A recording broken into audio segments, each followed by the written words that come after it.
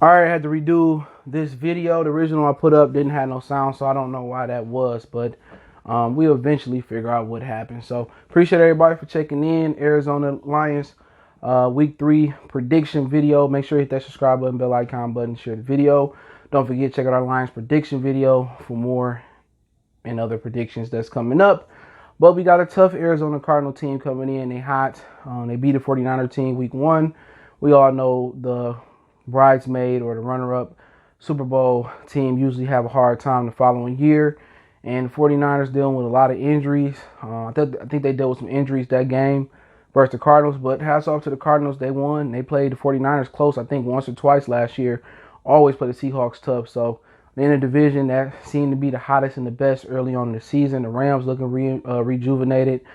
The Seahawks looking like a beast. And Kyler Murray looking like he's taking that second year step like Patrick Mahomes. But yeah, when you look at this team, you look at Kyler Murray, dynamic quarterback that could have went to play baseball, struggled at Texas A&M, moved to Oklahoma, and things seem to have fixed any issues that he had at Texas A&M. He looked straight like a beast, Heisman Trophy winner, strong arm, great feet, short quarterback, and pretty much Drew Brees helped destroy the mold that shorter quarterbacks couldn't survive in the NFL. And Kyler Murray and Russell Wilson is keeping that alive. And Baker Mayfield, he's struggling, but he's trying. But, you look at Arizona, you look at Kyler Murray, you look at Cliff Kingsbury, who's been a bright side as a coach. He was a coach at Texas Tech, lost that job, and then he committed to being the offensive coordinator at UFC, dropped that to be the head coach at Arizona. And they're doing a great job. DeAndre Hopkins, I believe he got home over 20 targets and 20 catches in 2 games. Larry Fitzgerald still doing it. Fitzgerald and Hopkins are on the injury list. They missed practice today. Non-football related injury, Buda Baker, full practice and practice today. He had a thumb injury though, but he on the injury report. Max Cole, I think their offensive lineman. I think he might have missed practice today for the Lions. I think Nick Williams, Big V, Kenny Galladay, all limited in practice today. Trufant missed. So that is what it is on that standpoint. And also you look at the Cardinals defense. You look at they got Chandler Jones, Buda Baker, Patrick Peterson, and a lot of people wanted Isaiah Simmons, even though I heard that he got the worst pro football focus rating of any rookie, or is it lower than Jeff Okudas, whatever it is. But, when you come in the league without a position and they can't find you a position, they got to keep moving them around. Pretty sure it'll click and he'll eventually get it. So hopefully that is the case with him. But Arizona, just, veteran team, got some youth there, and I think they could be a problem for us and a lot of teams going forward. So, when you're looking at who to take away, you got to take away Kyler. You got to keep him in the pocket, and you got to push the pocket from the middle so he can't see you can get that sack. Also, you got to look out for DeAndre Hopkins. Last year, Larry Fitzgerald hurt us. Christian Kirk, he missed practice as well for Arizona with a groin injury. So that's something that we ain't got to deal with. But I think they still got Andy Isabel. He fast. Kendrick Drake is doing a wonderful job running out of shotgun. So they got some weapons and they're a dangerous team. And Murray, uplifts, or he, pretty much brings up everybody, amplifies everybody's ability with his dynamic arm and dynamic feet. Defensively, looking at a veteran defense, they're good at all 3 levels, but you can't put some points on them. Patrick Peterson, he stuck it out after a lot of trade rumors. Chandler Jones still getting sacks, and you got to worry about them. But yeah, when you look at Arizona, how they got to attack the Lions, I'll start off there. I like to give both perspective. What you want to do is stuff the run, and basically when you do that, take away Galladay, he should play this week, and Matthew Stafford should struggle. You know what I'm saying? Even though T.J. Hockenson had a big game on him last year, it just seemed like for a 7th round draft pick, and then also giving Jesse James $25 million. The Lions just don't seem to be good at, throwing the ball and getting the ball to the tight end. So that is an issue for us as well. But, stop the run, take away Galladay, and make Stafford go through his progressions is the key for them to beat us. And then defensively, if they can run the ball, then, you just keep running it. So you don't want to pretty much put, Kyler Murray, we subject him to injury. So if they can run the ball and play action, they'll have a lot of success Sunday versus us. And I probably envision them being able to do something like that. Hopefully they don't get away from the run and they don't get too cute and start slinging it around and he get hurt or he throws some picks. and for their sake, and let the Lions back in the game where you got a lot of offensive coordinators who, and Cliff Kingsbury is the head coach offensive coordinator, they like to get pass happy and, you up, or, you got the game in hand and you throw the ball and he get injured, or you throw the ball and you let the other team back in the game. Cliff Kingsbury comes from that air raid offense, and that can easily, put the game out of reach for the offense. We can easily let the defense right back in the game. But when you're looking at it from a Lions perspective this Sunday, what they need to do against that Kyler Murray, Arizona offense, well, what you need to do is, I think some personnel decisions need to be made here. This Sunday, I will put Trey Flowers on passing downs and Deshaun Hen as defensive tackles. I'll roll with Jamie Collins' hand in the dirt because the Cardinals are pretty much going to come out in 3 receivers. So you might as well leave, 2 other linebackers on the field. Put Collins' hand in the dirt, let him rush the passer, and also put one of their core brothers on the other outside. So on a known passing downs, so you tell Collins or one of their core brothers that's on the other side, don't break contain. No matter what you do, don't give up contain. And what you hoping is Trey Flowers, Deshaun Hen, who Hen ain't done much this season, neither is Flowers. You hoping they get a push up the middle of the pocket. So Kyler Murray can't really run out if he don't break contain. And you push the pocket, he can't see over linemen. So that's how you're gonna win this game. I think known passing downs, they need to put Flowers and Hen in the interior, push the pocket, tell Okora and Collins, not to lose contain on the outside. So that's just how, I would defend it, from the defensive line on passing downs. But they got to stop the run. Kendrick Drake is known to break off some big runs. They got to stop the run. You got to keep Murray in the pocket. And then, you got to push the pocket up the middle. So you can't just sit back here and let this offense pick you apart. Last year, you've seen this team, and, they figured the defense out in the second half, and they made a push. You can't let that happen this year. Shorter quarterbacks, you got to get after them. You got to blitz them. You got to send pressure right in his face. You can't break contain on the outside. So it's pretty much about stopping the run and stopping Kyler Murray's mobility and making him a midget in the pocket. Now, also, you got receivers out there, and probably no Christian Kirks. Larry Fitzgerald is still, doing it, 50 years in the league? I say that jokingly. But I probably would double Deshaun Hopkins. I said Deshaun Hopkins. I know Deshaun Watson missed him, but I would probably double DeAndre Hopkins. If Trufant can play good, but I won't have Jeff Okudah playing the slot or traveling to the slot. I would have to find somebody else. I would leave Okudah on one side, Amani on one side, and hopefully, Trufant come and he can play the nickel, or somebody else can play the nickel. I think playing the nickel is trying to learn the cornerback position in the NFL is too much for Jeff Okudah. So I would definitely, in my opinion, not let Jeff Okudah travel and cover Hopkins or nobody else in the slot. I keep him on the outside. I put somebody else at the nickel, and I would double Hopkins, and I would challenge if Isabel is playing or Larry Fitzgerald or whoever else out there to beat me. I would have to watch out for Kendrick Drake out the backfield as well too. But that's what you're gonna do. If you can stop Murray, you can stop this offense. It sounds simple, but it's very, very complex. So that's just how I would look at it, in my opinion. Personnel on passing downs, Trey Flowers and Deshaun Hen in the middle, and some of my defensive ends on the outside, and don't break contain. Stop Kendrick Drake, and also double Hopkins and force somebody else to beat you. If you keep Kyler in that pocket and take away Hopkins, then it's really Isabel and Larry Fitzgerald and Drake out the backfield you got to stop. So that would be my defensive plan for Sunday. Now, this game is at 4:25, I believe, so it won't be at the regular 1 o'clock time. So you got to tell people that. But offensively, for the Lions, how would I attack this defense and run the ball? I think, you need to run it with Adrian Peterson and DeAndre Swift. Don't just let Swift be a scat back where he's just catching balls.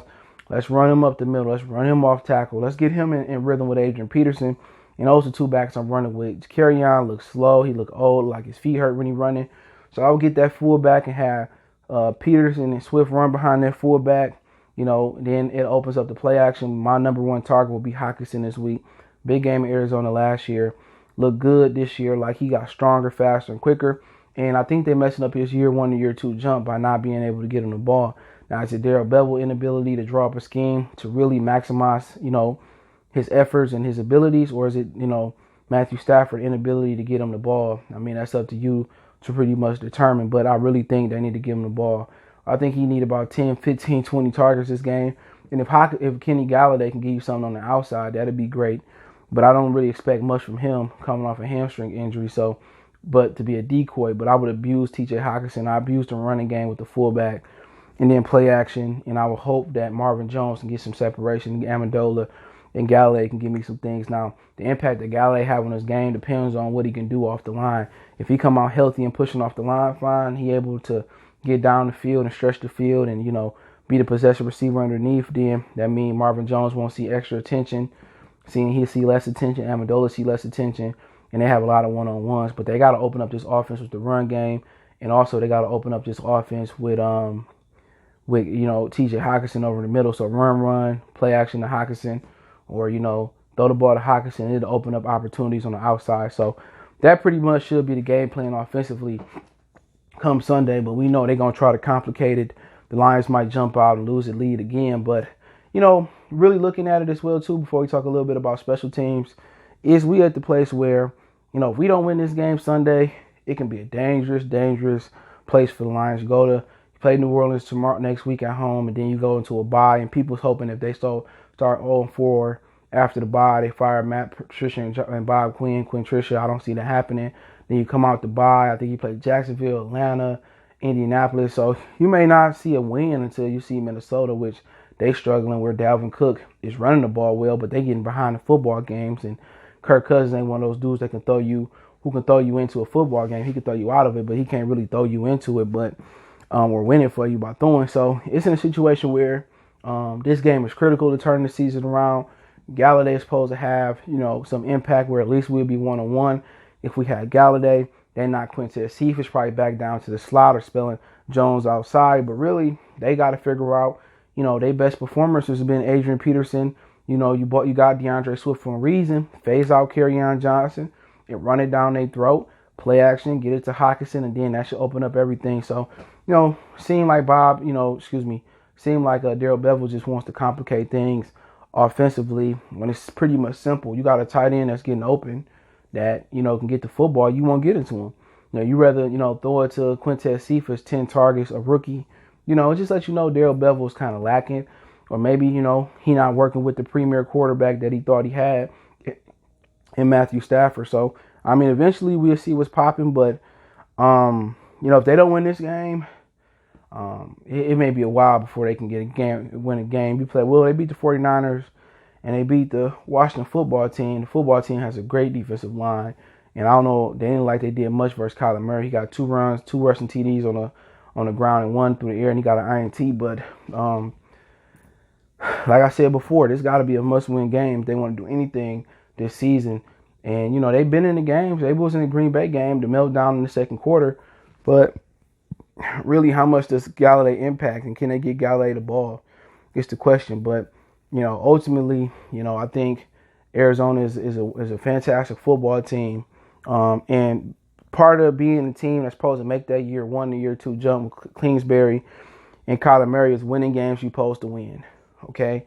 And those can be the difficult games where your team energy ain't as high as it usually is. You know what I'm saying? So, the Lions coming in, we should have beat them last year. They're an easy team. You come out slow, and the next thing you know, the Lions up 14-3 or 21-0.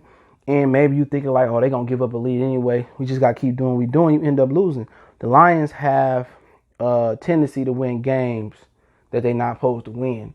So, us going thinking they don't have no chance to win this game Sunday, SOL is winning this game Sunday, and people betting on Kyler Murray or picking him in fantasy or betting on the Cardinals and losing their money, it's a good bet that may happen Sunday. But, it depends on the impact that Kenny Galladay has Sunday. And it depends on the game plan. I never have any faith in the offensive defensive game plan at all. But also special teams will play a part in this. Matt Prater, some people think he lost us the game with the 55-yard kick Sunday. But also Stafford could be playing for, auditioning for some teams or whatever it is. He's selling his house. Maybe he retired. Maybe he goes somewhere else. I kind of got a feeling that he may even retire. But we'll see what Galladay can do Sunday. Obviously, they will have some family and friends in attendance for Arizona. So just like Denver did in a Monday night game, they let family and friends of the Bronco players have come in attendance. They had the snack bar and stuff open. So Arizona be doing the same. So it's basically taking testing protocols to basically having some fans in the NFL stadium in Arizona, even though they had to dial back some of the stuff they did because their cases went up of the coronavirus. But Sunday, I think I'm going to pick the Arizona Cardinals to get the job done. 35-20. I think they throw a block party. I think Murray does what he want to do. The Lions are last in the league at getting pressure on the passer. I think that don't change. You put in a mobile quarterback in this situation. I think he does his thing. I think Hopkins, they don't have a cornerback that can guard him. I think they don't do what I say do is put the outside pass rushers in the interior.